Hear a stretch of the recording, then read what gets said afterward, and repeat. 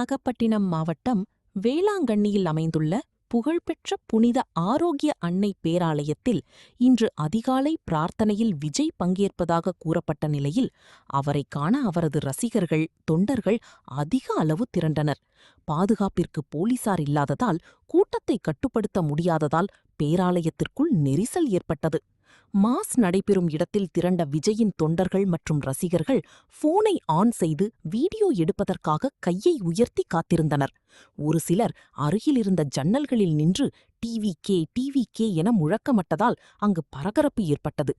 பேராலயம் காவலர்கள் சார்பில் கூட்டத்தை கட்டுப்படுத்த முடியாத நிலை ஏற்பட்டதால் உடனே பேராலயம் சார்பில் விஜய் பங்கேற்கவில்லை என அறிவிப்பு செய்த நிலையில் ஏமாற்றத்துடன் கூட்டம் கலைந்து சென்றது.